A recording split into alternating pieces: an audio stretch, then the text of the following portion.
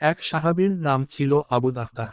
একদিন রাসূলুল্লাহ সাল্লাল্লাহু আলাইহি ওয়াসাল্লাম মসজিদে ছিলেন। এক গরীব সাহাবী এসে বললেন, ইয়া রাসূলুল্লাহ, আমার কিছুই নেই, আমি কি জান্নাত পাব? রাসূলুল্লাহ সাল্লাল্লাহু আলাইহি ওয়াসাল্লাম বললেন, যদি কেউ আল্লাহর রাস্তায় একটি খেজুরও দান করে, আল্লাহ তাকে জান্নাতে একটি খেজুর গাছ দেবেন। গরীব সাহাবী কাঁদতে লাগলেন। তিনি বললেন, ইয়া রাসূলুল্লাহ, আমার ঘরেও একটি খেজুর নেই। এই কথা শুনে আবু দাহদাহ কিছু না বলে চলে গেলেন। তিনি নিজের প্রিয় বাগান বিক্রি করে এক ব্যাগ খেজুর কিনলেন। সেই খেজুর এনে গরীব সাহাবীর হাতে তুলে দিলেন। রাসূলুল্লাহ সাল্লাল্লাহু আলাইহি ওয়াসাল্লাম মুচকি হেসে বললেন, আবু দাহদাহ, তুমি জানো আজ তুমি কি পেয়েছ? আল্লাহ তোমার জন্য জান্নাতে বহু খেজুর গাছ রোপণ করেছেন।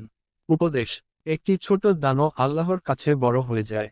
হয়তো আজ আপনি কারো ক্ষুধা মেটালেন, আর আল্লাহ আপনাকে তার বদলে জান্নাতে গাছ দিলেন।